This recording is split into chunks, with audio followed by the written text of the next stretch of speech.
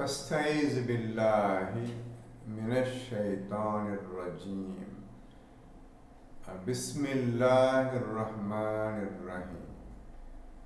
இப்பொழுது உங்களுக்கு சூரா நம்பர்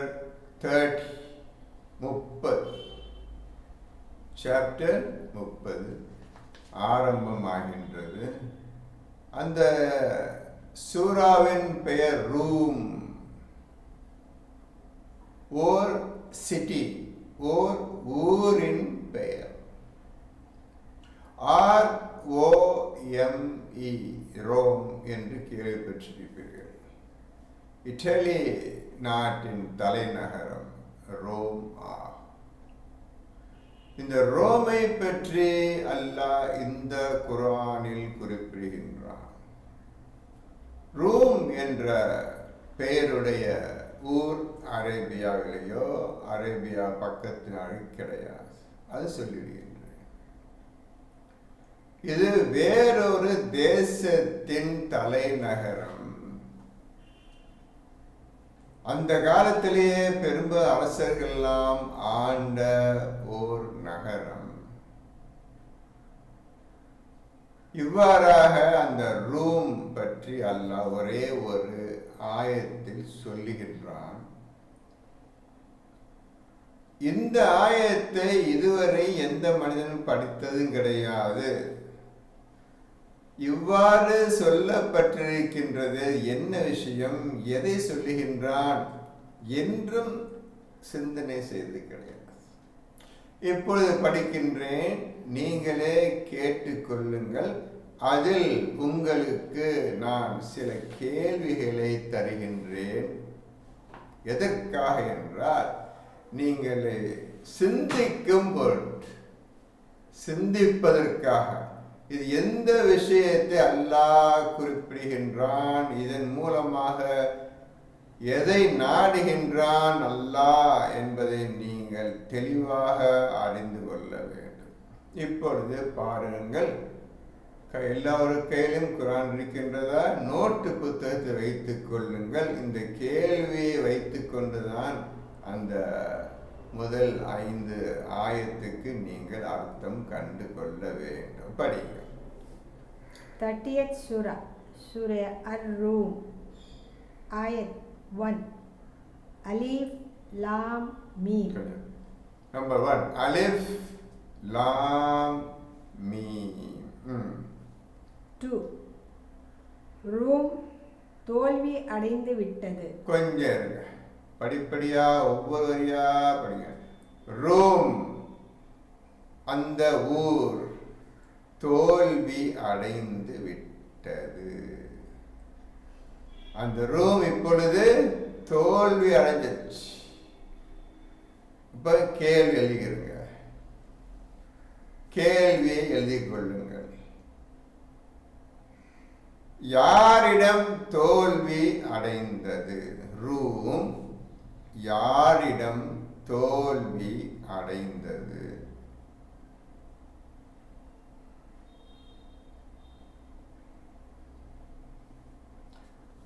அடுத்தது 2வது கேள்வி. ரூமுக்கும் இந்த அரேபிய நாட்டுக்கும் வெகு தூரமாக உள்ள தேசமாகும். அரேபியாவிலிருந்து வெகு தூரமாக உள்ள தேசம் ஆகும். நடுவில் கடல் இருக்கின்றது. பஹ்ரைன். அடுத்த வரி. 3. அருகில் உள்ள பூமியில், ஆனால் அவர்கள் தங்கள் தோல்விக்கு பின் விரைவில் வெற்றி அடைவார்கள். அருகில் உள்ள பூமியில் அல்லாஹ் சொல்றான், அரேபிய நாட்டில் கிடையாது, அரேபியாவிலிருந்து அருகில் உள்ள பூமியில். இப்பொழுது நீங்கள் தினந்தோறும் நியூஸ் பேப்பரை படித்து கொண்டிருப்பீர்கள். இந்த அரேபியா இருக்கும் தேசத்திலிருந்தான் மக்கள் கடல் வழியாக அங்கு போய் தஞ்சம் புகுவதற்காக, பொழைப்புக்காக கப்பல்லையே 10 பேர் கப்பலில் 100 பேர் ஏறிக்கொண்டு கடல் இருக்கு. கடலை தாண்டி ஃபர்ஸ்ட் இட்டாலி தான் வருது. ரோம் நகரம் எந்த நாட்டில் இருக்கின்றதோ அந்த நாட்டுக்கு தான் போய் முதல் இறங்குகின்றார்கள். இங்குள்ள யாரு? ஆப்பிரிக்க மக்களும் அரபிய மக்களும் இறங்குகின்றார்கள். அருகிலுள்ள தேசத்தில் நல்லா பாருங்க, என்ன சொல்றான் பாருங்க. என்ன படிங்க சொல்லுங்க. சில வருடங்களுக்குள்ளவே அருகில் உள்ள பூமியில், அருகில் உள்ள பக்கத்து நாட்டில் நடுவுல பெரிய கடல் இருக்கின்றது. இந்த கடலை தாண்டி தான் இட்டாலி இந்த ரூமுக்கு போக முடியும். ஆனால் அவர்கள் தங்கள் தோல்விக்கு பின் விரைவில் வெற்றி அடைவார்கள். ஆனால் அவர்கள் தங்கள் தோல்விக்கு பின் விரைவில் வெற்றி அடைவார்கள் என்று அல்லாஹ் இந்த குர்ஆனில் குறிப்பிடுகின்றான். யாரோட சண்டை? யாருக்கு தோல்வி முதலில் கிடைத்தது? இந்த விஷயம் என்ன? யாருக்காவது புரியுமா? இது முடிந்து போன கதையா, சரித்திரமா, அல்லது நடக்க போற சரித்திரமா? அரேபியாவுக்கும் இத்தாலி ரோமுக்கு எந்த சம்பந்தம் இல்லை. அது எதற்காக அல்லாஹ் சொல்ல வேண்டும் என்றெல்லாம் நீங்கள் கேள்வி கேட்டு நீங்கள் இதை சிந்திக்க வேண்டும். அவர்கள் அருகில் உள்ள தேசத்தில், அப்புறம் அருகிலுள்ள பூமியில், ஆனால் அவர்கள் தங்கள் தோல்விக்கு பின் விரைவில் வெற்றி அடைவார்கள். நிச்சயமாக இப்பொழுது தோற்றுவிட்டார்கள் என்று ஆரம்பம் ஆகின்றது. விரைவில் வெற்றி அடைவார்கள் என்று அல்லாஹ் அவர்களை குறிப்பிடுகின்றான். இங்கு ஒருத்தனை ரசூல் பேச்சு கேட்கல. அரேபியா டோட்டலா ரசூல் அகேச நிக்குது. இதை விட்டுட்டு அல்லாஹ் அந்த தேசத்தை பற்றி பேசுகின்றான். விரைவில் வெற்றி அடைவார்கள். இன்னும் கடைசி முக்கியமாக கவனிங்க. சில வருடங்களுக்குள்ளேயே இப்பொழுது தோல்வி கண்டுவிட்டார்கள். 2 or 3 இயர்ஸுக்கு உள்ளேயே வெற்றி அடைவார்கள். தோல்வி அடைந்த ரூம் மக்கள் வெற்றி அடைவார்கள். சில வருடங்களுக்குள்ளேயே வெற்றி அடைவார்கள். இதற்கு முன்னும் இதற்கு பின்னும் அதிகாரம் அல்லாஹுக்குத்தான். இதற்கு முன்னும் இதற்கு பின்னும் அதிகாரம் அல்லாஹுக்குத்தான். தோல்வி அடைந்ததற்கும் காரணம் அதிகாரம் அவன்தான். இன்னும் சில வருடங்களுக்குள் ஜெயிக்க போகின்றார்கள். அவர்கள் தோல்வி அடைந்தவர்கள் வெற்றி அடைய போகின்றார்கள்.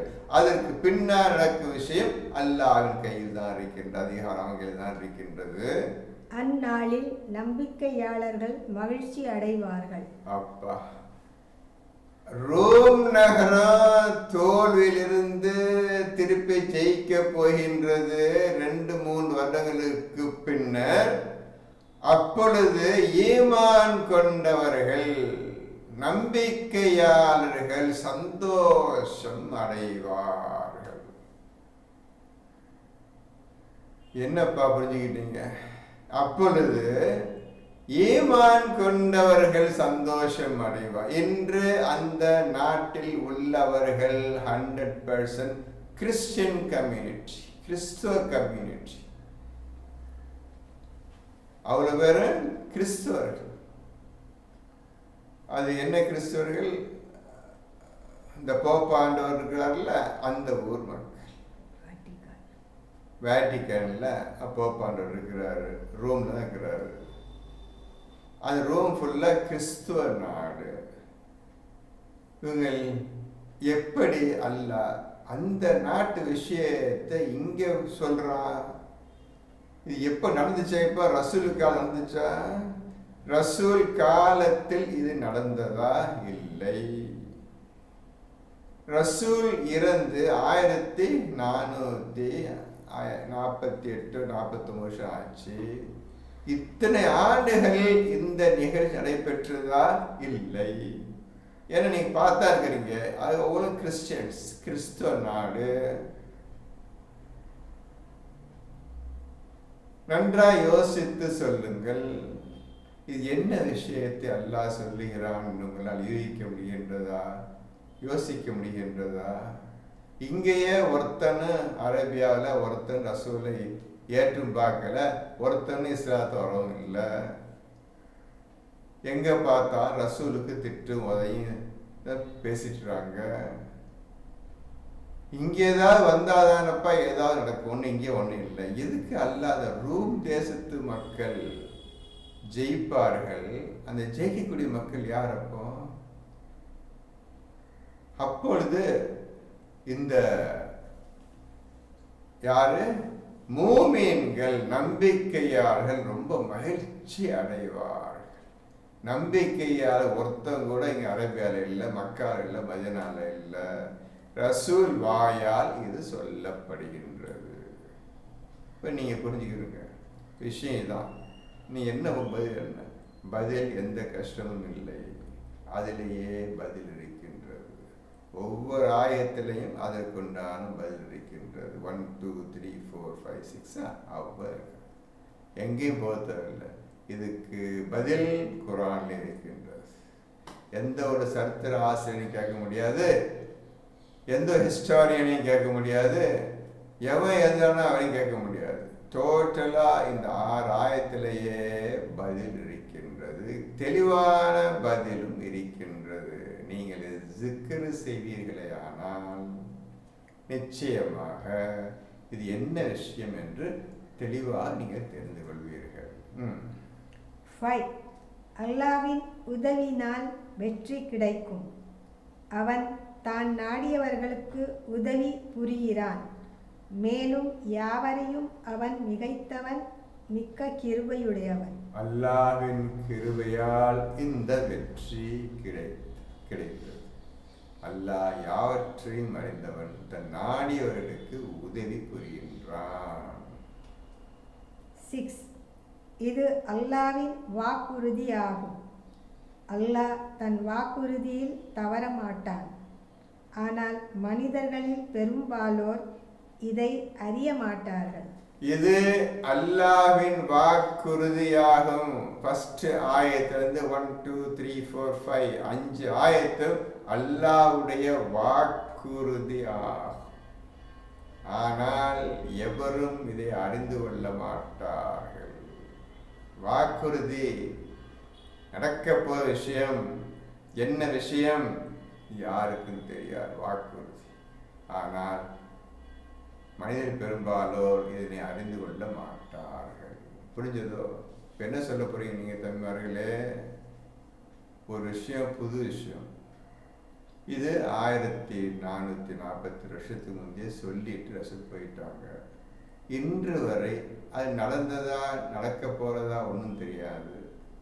அதுக்கு அல்லது ஏற்கனவே நடந்து முடிஞ்சதா அதுக்கு சான்ஸ் கிடையாது. இன்னமும் மூமின்கள் அவர்கள் சந்தோஷம் அடைய போகின்றார்கள். அந்த தௌராத்தை படித்தவர் மூமின் ஆகல, இன்ஜீல் அந்த கித்தாபை படித்தவரும் மூமின் ஆகல. இந்த கித்தாபை எவன் தொடல. எங்கேருந்து மூமின்கள் வரப்போகின்றார்கள்? எந்த ஊர்ல உள்ள மூமின்கள் மகிழ்ச்சி அடைய போறார்கள்? இத்தாலி மக்கள் ரோம் நகரம் ஜெயிக்கும் பொழுது, திருப்பி வெற்றி அடையும் பொழுது மூமின்கள் எங்க இருக்கின்றார்கள்? இங்க ஒருத்தன் கிடையாது. எந்த மூமின் இருக்கிறான் சந்தோஷப்படுறதுக்கு? எந்த மூமின் இருக்கிறான் சந்தோஷப்படுறதுக்கு? முதல்ல அடுத்து அல்லாஹ் தன் வாக்குறுதியில் தவற மாட்டான். அல்லாஹ் தன் வாக்குறுதியில் தவற மாட்டான். 6. இது அல்லாஹ்வின் வாக்குறுதி ஆகும். அல்லாஹ் தன் வாக்குறுதியில் தவற மாட்டான். ஆனால் மனிதர்களில் பெரும்பாலோர் இதை அறிய மாட்டார்கள். 7. அவர்கள் இந்த உலக வாழ்வில் இருந்து அதன் வெளி தோற்றத்தையே அறிகிறார்கள். ஆனால் அவர்கள் மறுமையை பற்றி அலட்சியமாக இருக்கிறார்கள்.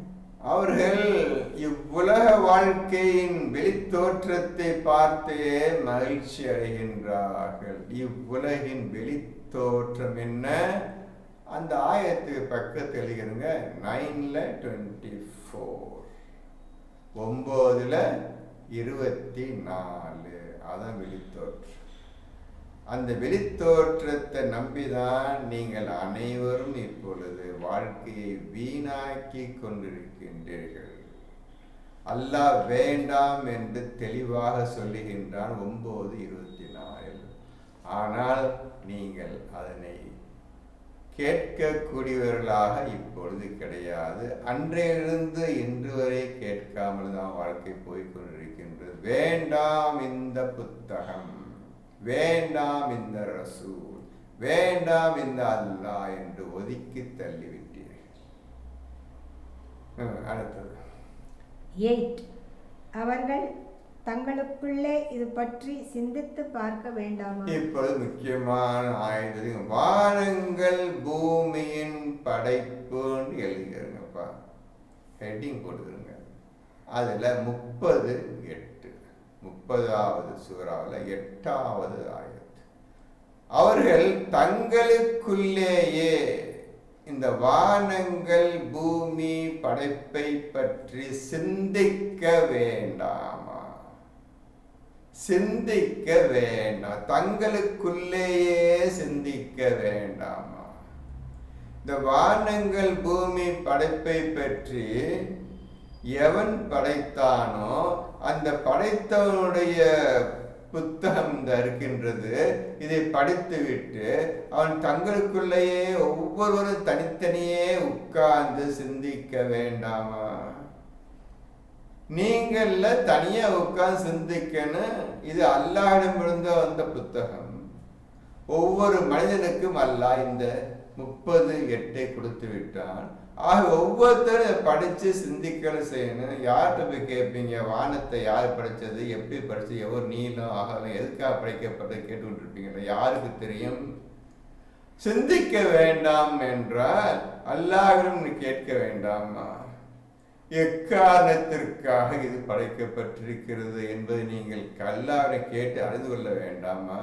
இது வீணுக்காக படைக்கப்பட்டதா, நன்மைக்காக படைக்கப்பட்டதா, என்ன காரணத்திற்காக இந்த வானங்களையும் பூமி அல்லாஹ் படைத்தான் என்பதை நீங்கள் சிந்திக்க வேண்டாமா என்று அல்லாஹ் கேட்டுவிட்டானே.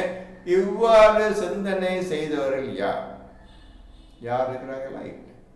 எந்த விஷயத்தை கேட்டாலும் இன்று வரை ஒருத்தன் கிடையாது என்றுதான் உண்மையான பதில். அல்லாஹ் கேட்கிறான், தங்களுக்குள்ளேயே இந்த வானங்களையும் பூமியை பற்றி சிந்திக்க வேண்டாமா? அவர்கள் தங்களுக்குள்ளே இது பற்றி சிந்தித்து பார்க்க வேண்டாமா?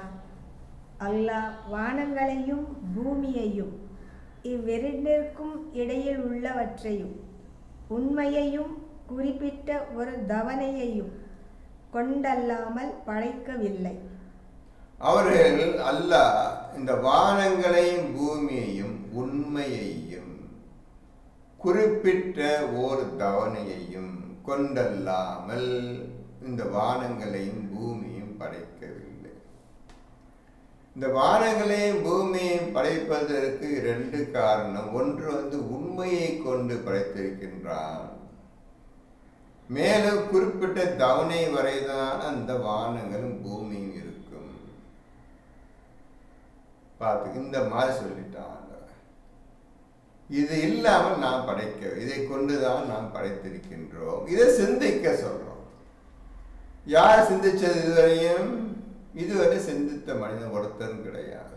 அதை படித்தவனும் கிடையாது. அதை படித்து விட்டாலும் அதை ஒதுக்கி தள்ளிட்டு சம்பந்தம் இல்லாத விஷயத்தான் பேசிக்கொண்டிருப்பார்கள் அவர்கள். எனினும் நிச்சயமாக மனிதர்களில் பெரும்பாலோர் தங்கள் இறைவனின் சந்திப்பை நிராகரிக்கின்றவர்களாகவே இருக்கின்றனர். இப்போ எனினும் நிச்சயமாக மனிதர்கள் பெரும்பாலோர் தங்கள் இறைவனின் சந்திப்பை நிராகரிப்பவர்களாகவே இருக்கின்றார். ஆகவே நீங்கள் வானங்களையும் பூமியும் எதற்காக, என்ன காரணத்திற்காக படைக்கப்பட்டது என்பதை நீங்கள் அறிந்து கொண்டால் நீங்களே இறைவனை சந்திக்கலாம். இறைவனை சந்திப்பதற்கு ஒரே வழி, நீங்க தனியாக உட்கார்ந்து வானங்கள் பூமி படைப்பை பற்றி சிந்திக்க வேண்டும். பார்த்துக்கங்கப்பா. இறைவனை நீங்க அறிந்து கொள்ள வேண்டும், இறைவனுக்கு பயந்து கொள்ள வேண்டும், இறைவன் கொடுத்த கிதாபை இந்த புத்தகத்தை பின்பற்ற வேண்டும். என்ன செய்யணும்? வானங்கள் பூமி படைப்பை பற்றி சிந்தித்தால் நீங்கள் இறைவனை சந்திப்பீர்கள். இறைவன் உங்களுக்கு கிதாபை தருவான், சொல்லி தருவான், நேர் வழி அவன் காட்டுவான். உங்களுக்கு என்ன வேணும்? எழுதுகிறேன். வானங்கள் படைப்பு அல்லாவை சந்திப்பதற்கு ஒரே வழி வானங்களையும் பூமியும் நீங்க சிந்திக்க வேண்டும். எழுதுகிறேன். வானங்கள் பூமியின் படைப்பு எழுதுனீங்க ஹெட்டிங், அது கீழே 30:8 போட்டு தானே சிந்தித்தால், வானங்களை பூமியை பற்றி சிந்தித்தால் அல்லாவை நீங்கள் சந்திக்கலாம். அல்லாவை சந்திப்பதற்கும் அல்லாவை புரிந்து கொள்வதற்கும் ஒரே வழி வானங்கள் பூமியை பற்றி சிந்திப்பதுதான். வானங்களையும் பூமியை பற்றி சிந்திப்பதுதான் ஒரே வழி அல்லாவை நீங்கள் சந்திப்பதற்கு. சிந்தித்தால் அல்லாவை சந்திக்கலாம். ஆனால் பெரும்பாலும் செய்வதில்லை என்று அல்லாஹ் கூறுகின்றான். அவர்கள் பூமியில் சுற்றுப்பயணம் செய்து அவர்களுக்கு முன்னால் இருந்தவர்களின் முடிவு என்னவாயிற்று என்பதை பார்க்கவில்லையா? இந்த பூமியில் சுற்றி பாருங்கப்பா. உங்களுக்கு முன்னால் 50, 100, 200 வருஷங்களுக்கு முந்தி வாழ்ந்தவருடைய கதி, அவர்களுடைய விஷயம் என்னவாயிற்று, எப்படி இறந்தார்கள் என்பதை அவர்கள் பார்க்கவில்லையா, பார்க்க வேண்டாமா என்று கேட்கின்றான். அவர்கள் இவர்களை விட வலிமை மிக்கவர்களாக இருந்தார்கள். அவர்கள் இப்பொழுது வாழ்ந்து கொண்டிருக்கின்றீர்களே, உங்களுடைய வலிமையும் சக்தியும் உடைந்தவர்களாக, பணக்காரர்களாக இருந்தார்கள். அவர்களும் பூமியில் விவசாயம் செய்தார்கள். பூமியில் விவசாயம் செய்தார்கள் உங்களைப் போல். இன்னும் இவர்கள் அதை ஒழுது பயன்படுத்தியதை விட அவர்கள் அதை அதிகமாகவே ஒழுது பயன்படுத்தி இருந்தார்கள். கல்டிவேஷன் அதிகமாக பண்ணாங்க. நீங்க இன்னும் 10 ஏக்கர் 20 ஏக்கர் 100கணக்கான ஏக்கர் வச்சு அவங்க உழுது பயிரிட்டு சாப்பிட்டு கொண்டிருந்தார்கள். அவர்களிடமும் அவர்களுக்கான இறை தூதர்கள் தெளிவான அத்தாட்சிகளை கொண்டு வந்தார்கள். அவர்களிடமும் தெளிவான உண்மைகளை நம்முடைய தூதர்கள் கொண்டு வந்தார்கள். அல்லாஹ் அவர்களுக்கு ஒருபோதும் அநியாயம் செய்கிறவனாக இருக்கவில்லை. ஆனால் அவர்கள் தங்களுக்கு தாங்களே அநியாயம் செய்து கொண்டார்கள். அல்லாஹ் அவருக்கு அநியாயம் செய்வனாக இருக்கவில்லைப்பா, ஆனால் அவர்கள் தான் தங்களுக்கு தாங்களே அநியாயம் செய்து கொண்டார்கள். பிறகு அவர்கள் அல்லாஹ்வின் வசனங்களை பொய்ப்பிக்க முற்பட்ட அவற்றை பரிகசித்து கொண்டும் இருந்ததனால் தீமை செய்தவர்களின் முடிவும் தீமையாகவே ஆயிற்று. ஆனால் அவர்கள் அல்லாஹ்வின் வசனங்களை பரிகாசம் கேலி செய்தும் கிண்டல் செய்தும் அது பொய்யாக்க முற்பட்டதனால் அவர்களுக்கு வேதனையும் நஷ்டமும் ஏற்பட்டு விட்டது. அல்லாஹ் தான் படைப்பை துவங்குகிறான், பின்னர் அவனே அதை மீட்டுகிறான். அல்லாஹ் தான் படைப்பை ஆரம்பம் செய்கின்றான், துவக்குகின்றான், பின்னர் அவன் தன் பக்கம் மீட்டுகிறான். அவன் தான் படைப்பை துவங்குகின்றான். ஒவ்வொருத்தரையும் அவன் தான் படைத்தான். பின்னர் வளர்ந்து வருகின்றீர்கள், பிறந்து வயதாகி விடுகின்றது, பின்னர் அவனே தன்னிடம் மீட்டுகின்றான், கொண்டு வருகின்றான், உயிரை கைப்பற்றி சென்று விடுகின்றான். பின்னர் அவனிடமே நீங்கள் திரும்பி கொண்டு வரப்படுவீர்கள். பின்னர் அவனிடமே நீங்கள் திருப்பி கொண்டு வரப்படுவீர்கள். 12 மேலும் மறுமை நிலை பெறும் நாளில் குற்றவாளிகள் நம்பிக்கை இழப்பார்கள். மறுமை நாள் ஏற்பட்ட பிறகு நிச்சயமாக இந்த குற்றவாளிகள் நம்பிக்கை இழந்து விடுவார்கள். இனி எந்த பிரயோஜனம் இல்லை, நரகத்தை தவிர வேறு எதுவும் கிடையாது என்பதை தெளிவாக அவர்கள் அறிந்து கொள்வார்கள். 13 இன்னும் அவர்களுடைய இணையாளர்களில் இருந்து பரிந்துரைப்பவர்கள் எவரும் மறுமையில் அவர்களுக்கு இருக்க மாட்டார்கள். யாரெல்லாம் இணையா இருந்தாங்களோ, யாரெல்லாம் க்ளோஸ் ஃப்ரெண்டாக இருந்தாங்களோ, யாரெல்லாம் கூடி கும்மாளம் போட்டு கொண்டு இருந்தார்களோ, அவர்கள் யாரும் இவர்களுக்கு உதவி செய்ய மாட்டார்கள். ஒவ்வொருவரும் தனித்தனியே நின்று விடுவார்கள் தங்களுடைய கூலியை பார்த்து. மேலும் அவர்கள் தாங்கள் இணையாக்கியவர்களை நிராகரிப்போராகி விடுவார்கள். யாரெல்லாம் நிராகரிச்சாங்களோ நிராகரிப்பவர்களாக ஆகிவிடுவார்கள். அவர்கள் இணையாக்கியவர்களை நிராகரிப்போராகிவிடுவார்கள். 14. மேலும் இறுதி தீர்ப்புக்குரிய மறுமை நாள் நிலை பெறும் போது அந்நாளில் அவர்கள் நல்லோர் தீயோர் என பிரிந்து விடுவார்கள். அந்த நாள் ஏற்பட்ட பிறகு எல்லோருக்கும் உயிர் கொடுத்து எழுப்பப்பட்டு அல்லாஹ்வின் முன்னிலையில் வந்த பிறகு நல்லோர்கள் ஒரு கூட்டத்தினரும் கெட்டவர்கள் கூட்டத்தினரும் பிரிந்து விடுவார்கள். 15. ஆகவே எவர்கள் நம்பிக்கை கொண்டு நற்செயல்களை செய்தார்களோ அவர்கள் சொர்க்க பூங்காவில் மகிழ்விக்கப்படுவார்கள். எவர்கள் நற்செயல்களை செய்து அல்லாஹ்வை பின்பற்றி தூதரை பின்பற்றி குர்ஆனை பின்பற்றி நடந்தார்களோ மகிழ்ச்சியோடு அவர்கள் சொர்க்கத்தில் நிலைத்திருப்பார்கள். 16. இன்னும் எவர்கள் நிராகரித்து நம்முடைய வசனங்களையும் மறுமையின் சந்திப்பையும் பொய்ப்பித்தார்களோ அத்தகையவர்கள் வேதனைக்காக கொண்டு வரப்படுவார்கள். எவர்கள் இந்த இறுதி நாளை நிராகரித்து நமக்கு விரோதியாகவும் வாழ்ந்தார்களோ அவர்கள் வேதனைக்காக அவர்களுக்கு கொடுக்கக்கூடிய கூலிக்காக கொண்டு வரப்படுவார்கள். 17.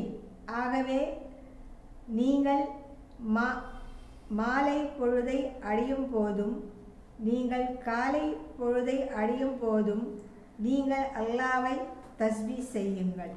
ஆகவே காலையிலும் மாலையிலும் அல்லாஹ்வை நீங்கள் தஸ்பீஹ் செய்து கொண்டு வாருங்கள். காலை பொழுது அடையும் பொழுதும் மாலை பொழுது அடையும் பொழுதும் அல்லாஹ்வை நீங்கள் தஸ்பீஹ் செய்து கொண்டு வாருங்கள். நமக்கு தஸ்பீஹ் இந்த வார்த்தைக்கு அர்த்தம் தெரியாது, அது விஷயம் என்னவென்று புரியாது, அது செய்யப்படும் விதம் அதுவும் தெரியாது, அது ஏன் செய்ய வேண்டும் அதுவும் தெரியாது. இதை நம்முடைய வாழ்க்கை போய்கொண்டிருக்கின்றது. 18. இன்னும் வானங்களிலும் பூமியிலும் அவனுக்கே புகழ் அனைத்தும். இன்னும் வானங்களிலும் பூமியிலும் புகழ் அனைத்து அவனுக்கே. அல்ஹம்துலில்லாஹ், அவனுக்கே எல்லா புகழும் அவனுக்கே. அவன் யார் என்றும் நாம் பார்க்க முடியாது. புகழ் அனைத்து அவனுக்குத்தான். எந்த புகழை நீங்கள் இதுவரை பார்த்திருக்கின்றீர்கள், கேள்விப்பட்டிருக்கின்றீர்கள்? அவன் அடைந்த புகழ் என்ன, அது சொல்லுங்களேன் பார்ப்போம். அவனுக்கு புகழ் என்ன சொல்லுங்களேன் பார்ப்போம். அல்லாஹ் சொல்லிட்டான், எல்லா புகழும் எனக்குத்தான், யாருக்கும் கிடையாதுன்னு சொல்லிவிட்டான். இப்படியா சொல்லக்கூடிய மற்ற தெய்வங்கள், கடவுள்கள், ஆண்டவர்கள் இருக்கின்றார்களா?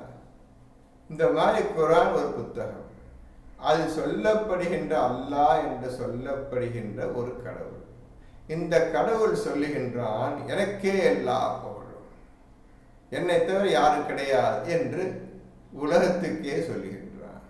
இதே போல் சொல்லக்கூடிய அல்லது சொல்லிய தெய்வங்கள், கடவுள்கள், ஆண்டவர்கள், காட் யாராவது இருக்கின்றார்களா? இப்படி சொல்லிய, இந்த மாதிரி சொல்லிய விஷயத்தின்படி யாராவது இருக்கின்றார்களா? நீங்கள் தான் சொல்ல வேண்டும். மற்ற மதத்தினர்களுக்கும் வேத புத்தகம் இருக்கின்றது, மற்ற மதத்தினர்களுக்கும் கடவுள்கள், தெய்வங்கள் இருக்கின்றன. இப்பொழுது உங்களுடைய தெய்வங்கள் இதை பற்றி என்ன சொல்லுகின்றன? இந்த குர்ஆன் சொல்லப்பட்ட விஷயத்தை பற்றி உங்களுடைய தெய்வங்கள், கடவுள்கள், ஆண்டவர்கள் என்ன சொல்லுகின்றார்கள்? நீங்கள் சேர்ந்து சொல்லுங்கள், நான் கேட்டுக்கொள்கின்றேன். எனக்கு வேணும். எல்லா தெய்வங்களும் என்ன சொல்லுகின்றன, எல்லா வேத புத்தகங்களும் என்ன உரைக்கின்றன, என்ன உபதேசம் செய்கின்றன என்பதை அறிந்து கொள்ள எனக்கு நிரம்ப ஆசை. ஆகவே நீங்கள் படித்தவர் இருக்கின்றீர்கள், சொல்லுங்கள். இன்னும் இரவிலும் நீங்கள் நடுப்பகலை அடையும் பொழுதும் அல்லாஹ்வை தஸ்பீஹ் செய்யுங்கள். இன்னும் இரவிலும் நடுப்பகலை அடையும் பொழுதும் நீங்கள் அல்லாஹ்வை தஸ்பீஹ் செய்யுங்கள். முதல்ல காலை பொழுதிலும் மாலை பொழுதிலும் தஸ்பீஹ் செய்யுங்கள் 2 ஆயத்துக்கு முன்னால பார்த்தீங்க. இன்னும் இரவிலும் இரவின் பொழுதிலும் நடுப்பகலிலும் அல்லாஹ்வை தஸ்பீஹ் செய்யுங்கள் என்று கூறுகின்றார். என்ன எதுக்கு இந்த மாதிரி குறிப்பிட்ட ஒரு நேரம் 4 விதமான நேரங்களை சொல்லி எதற்காக இப்படி செய்ய சொல்லுகின்றான்? என்ன போட்டு அரபியில் வலகுல் ஹம்து ஃபிஸ் ஸமாவாதி வல் அர்தி வ அஷியம் வஹீனா துஹிரூன். இப்போ இந்த அரபி வார்த்தைக்கு இந்த மாதிரி போட்டுக்கிறாங்க. இன்னும் இரவு நேரத்திலும் பகல் பொழுத இரவிலும் நீங்கள் நடுப்பகலை அடையும் 12 மணி வச்சுக்கிறீங்க. நீங்கள் நம்ம கணக்கு போடுற 12 மணி 12 o'clock அடையும் பொழுதும் அல்லாஹ்வை தஸ்பீஹ் செய்யுங்கள் சொல்றோம். நம்ம இதுவரை செய்திருக்கிறார் தம்பிமார்களே, இதுவரை என்னவென்று பார்க்கறதுக்கு நமக்கு டைம் கிடையாது. அதாவது எவ்வளோக்கு எவ்வளோ இந்த குரானை உதாசீனப்படுத்தணுமோ, எவ்வளோக்கு எவ்வளோ கீழ்த்தர நடத்தணுமோ அந்த அளவுக்கு நம்ம உயர்ந்து விட்டோம். உலக வாழ்க்கை சந்தோஷம் வாழ்ந்து கொண்டு இருக்கும் பொழுது யாரும் இந்த குரானை தொடமாட்டார், தொடவும் முடியாது. 19 அவனே உயிரற்றதில் இருந்து உயிர் உள்ளதை வெளிப்படுத்துகிறான், உயிர் உள்ளதில் இருந்து உயிரற்றதை வெளிப்படுத்துகிறான். இந்த பூமியை அது இறந்த பின் உயிர்ப்பிக்கிறான். அவனே உயிரற்றதிலிருந்து உயிர் உள்ளதை வெளிப்படுத்துகின்றான். அவனே உயிர் உள்ளதிலிருந்து உயிரற்றவர்களை கொண்டு வருகின்றான். மேலும் அவனே உங்கள் அனைவரையும் கொண்டு வருவான். இது அல்லாஹ்வுடைய ஸ்டேட்மெண்ட். இந்த உலகத்தை பற்றியும் அவன் செய்யக்கூடிய காரியத்தையும் சொல்லிவிட்டான். இந்த பூமியை அது இறந்த பின் உயிர்ப்பிக்கிறான். இந்த பூமி அது இறந்த பின் எத்தனையோ கட்டாந்தரையா புற்பூண்டுகள் கூட வளராமல் போன அந்த பூமி அவனே மழையை கொண்டு வந்து இறக்கி சட்ட சட்ட சட்ட புல்லு மரங்களும் செடிகளும் உயிர்ப்பிக்கின்றான். இவ்வாறே மரணத்த பின் மறுமையில் நீங்களும் வெளிப்படுத்தப்படுவீர்கள். இவ்வாறே மண்ணோடு மக்கி போன பின்னர், மண்ணோடு மண்ணா போன பின்னரும் உங்களை அவன் உயிரை கொடுத்து வெளிப்படுத்துவான். இது அல்லாஹுக்கு எளிதானது. நம்புகிறீங்களா? நம்ம மாட்டீங்களா? முடியும். அதுக்காக தான் கியாமத்து நாள், யுக முடிவு நாள் ஒன்று ஏற்படுத்தி வைத்திருக்கின்றான். 20 மேலும் அவன் உங்களை மண்ணிலிருந்து படைத்திருப்பதும் பின்பு நீங்கள் மனிதர்களாக பூமியின் பரவியதும் அவனுடைய அத்தாட்சிகளில் உள்ளதாகும். உங்களை அவன் மண்ணிலிருந்து படைத்திருக்கின்றான். பின்னர் நீங்கள் மனிதர்களாக ஆகி எல்லா ஊரிலும் எல்லா இடத்திலும் பரவி செல்லுகின்றீர்கள். இது அவனுடைய அத்தாட்சி, அவனுடைய உண்மைகளில் உள்ளதாகும். அவ்வளவு உண்மை, இது உண்மைகளில் ஆயத்துக்கள் உள்ளதாகும் அனைத்தும். 21 இன்னும் நீங்கள் அவர்களிடம் ஆறுதல் பெறுவதற்குரிய உங்கள் மனைவியரை உங்களிலிருந்தே உங்களுக்காக அவன் படைத்திருப்பதும் உங்களுக்கிடையே அன்பையும் கிருபையையும் உண்டாக்கி இருப்பதும் அவனுடைய அத்தாட்சிகளில் உள்ளதாகும். உங்களிடையே உங்கள் மனைவியிடத்தில் நீங்கள் ஆறுதல் பெறுகின்றீர்கள். இந்த விஷயம் நீங்கள் உங்கள் மனைவிகள் இடத்தில் ஆறுதலை பெறுகின்றீர்கள். இது என்ன நீங்கள் புரிந்து கொண்டீர்கள்?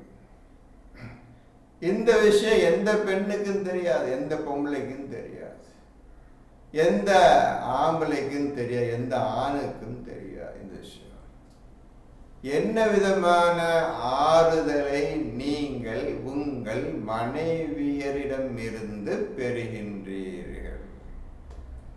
ஆனா அந்த பெண்ணு உங்கள்கிட்ட எந்த ஆளும் தேவையில்லை.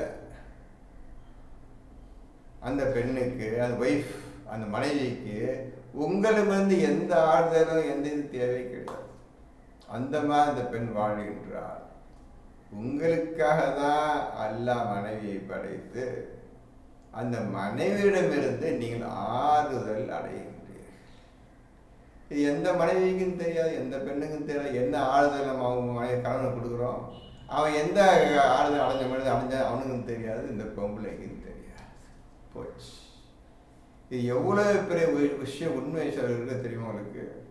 எங்கே கூட ஓதாம என்னத்தை சொல்றது, எதை சொன்னா என்ன? இந்த காதலை இந்த விட்டு போயிட்டு இருக்கீங்க, அதனால சொல்லி பிரயோஜனம் கிடையாது. நீங்க சிந்திச்சு பாருங்க, உண்மை இருக்கிறதா? உண்மை இருக்கிறதான்னு உங்களுக்கு வேகமா பேசுறேன். எந்த ஆம்பளைக்கும் தெரியாது, எந்த பொம்பளைக்கும் தெரியாது விஷயம். அல்லாஹ் சொல்லிட்டான், ரசூல் வாயால சொல்லப்பட்டு விட்டு. அதில் ரசூல் வாயை சொல்லிட்டு போயிட்டாங்க. இப்போ அல்லாஹும் குரானும் சொல்லிக்கொண்டே இருக்கின்றது. மனைவி ஆறுதல் பெறுகின்றீர்கள். அப்புறம் உங்களுக்காக அவன் படைத்திருப்பதும் உங்களுக்கிடையே அன்பையும் கிருபையும் உண்டாக்கி இருப்பதும் அவனுடைய அத்தாட்சிகளில் உள்ளதாகும். பின்பு உங்களுக்காக படைத்து பெண்ணை படைச்சு உங்களுக்கு மனைவி ஆயிடுச்சு. இதுக்குள் அன்பு, நீங்க நேசத்தையும் பாசத்தையும் அன்பையும் காட்டுறீங்க. இது எப்படி ஏற்படுகிறது? அன்பு பாசம் எப்படி? அது வேறொரு பெண்ணு, நீ வேறொரு ஆணு, எப்படி உங்களுக்கு பாசம் அன்பு ஏற்படுகின்றது? நீங்க சிந்திச்சு பார்க்க வேண்டாமா? இது அல்லாஹ்வுடைய ஆயத்துக்கள், அல்லாஹ்வுடைய உண்மைகளில் உள்ளது ஆகும்.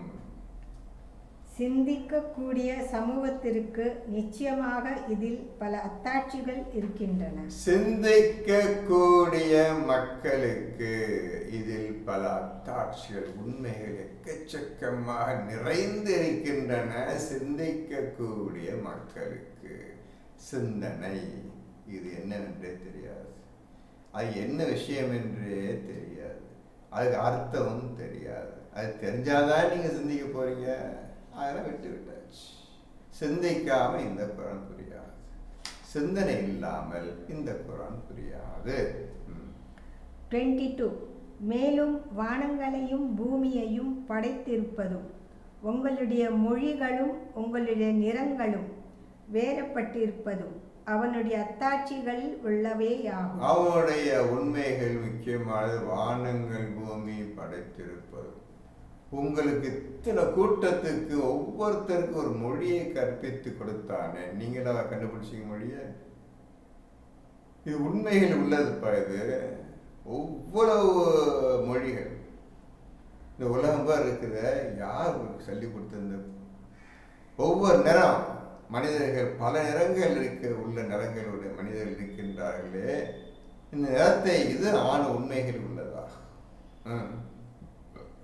நிச்சயமாக இதில் அறிந்தோருக்கு அத்தாட்சிகள் இருக்கின்றன. எவன் இதனை சிந்திக்கின்றானோ, அறிந்தோருக்கு என்ன பட்டிருக்குது? எவன் இதனை பற்றி உண்மையை பற்றி அறிந்து கொள்கின்றானோ அவனுக்கு பல உண்மைகள், ஆயத்துக்கள், அத்தாட்சிகள் இருக்கின்றன. 23 இன்னும் இரவிலும் பகலிலும் நீங்கள் உறங்குவதும் அவன் அருளிலிருந்து நீங்கள் தேடுவதும் அவனுடைய அத்தாட்சிகளில் இன்றும் உள்ளன. இன்னும் இரவும் பகலும், இரவில் நீங்கள் உறங்குவது, தூங்குவது அவனுடைய உண்மைகளில் உள்ளது ஆகும். என்ன ஏற்கனவே படிச்சுட்டீங்க 38ல், வானங்களையும் பூமியையும் உண்மையை கொண்டல்லாமல் படைக்கவில்லை. உண்மை, ஒவ்வொரு விஷயமும் உண்மை. நீங்கள் உறங்குவதும் அல்லாஹ்வுடைய உண்மைகளில் உள்ளதாகும். செவியோரும் சமூகத்திற்கு நிச்சயமாக இதில் அத்தாட்சிகள் இருக்கின்றன. செவி தாழ்த்தி கேட்கும் இந்த உண்மைகளை கூர்ந்து கவனித்து கேட்கும் சிந்திக்கும் ஆற்றலுடைய மக்களுக்கு பல உண்மைகள் வெளிப்படுத்தி கொண்டே வந்து கொண்டே இருக்கும். 24 அச்சமும் ஆசையும் ஏற்படும் அவன் உங்களுக்கு மின்னலை காட்டுவதும் பிறகு வானத்திலிருந்து மழை பொழிய செய்து அதை கொண்டு பூமியை அது வறண்டு இறந்த பின்னர் உயிர்ப்பிப்பதும் அவனுடைய அத்தாட்சிகளின்றும் உள்ளன. அச்சமும் ஆசையும் ஏற்படும்படி. அச்சம் அதே சமயத்தில் ஆசை, பார்க்கணும்னு ஆசை, அதே சமயம் பயம் ஏற்படும். இடியும் மின்னலும். அவன் உங்களுக்கு மின்னலை காட்டுவதும் பிறகு வானத்திலிருந்து மழை பொழிய செய்து பின்னர் வானத்திலிருந்து மழையை பொழிய செய்து அதை கொண்டு பூமியை அது வறண்டு இறந்த பின்னர் உயிர்ப்பிப்பதும் அவனுடைய அத்தாட்சிகளின்றும் உள்ளன. உண்மைகளில் உள்ளதாகும். வறண்டு போன கட்டாந்திரையான எதுவுமே வளராத அந்த பூமியில் மழையை இறக்கி அதிலிருந்து பொற்பூண்டுகள், செடிகள், கொடிகள், காய்கள், கனிகள் கொண்டாடுவது அவனுடைய உண்மைகளில் உள்ளதாகும். நிச்சயமாக அதில் விளங்குகின்ற சமூகத்திற்கு அத்தாட்சிகள் இருக்கின்றன. இதை பற்றி யாரு கேள்விகளை கேட்கொண்டிருக்கின்றார்கள்? அல்லாஹ்விடம் வினவுகின்ற மக்களுக்கு, அறிந்து கொள்ள வேண்டும் என்ற ஆசை உள்ள மக்களுக்கு பல உண்மைகளும் எக்கச்சக்கமான நன்மைகளும் இருக்கின்றன என்று அல்லாஹ் இந்த ஆயத்தின் மூலம் கூறுகின்றார். இன்ஷா அல்லாஹ் பிஸ்மில்லாஹி அடுத்த எபிசோடு, அடுத்த ஆயத்தை பார்ப்போம். அல்ஹம்துலில்லாஹி ரப்பில் ஆலமீன்.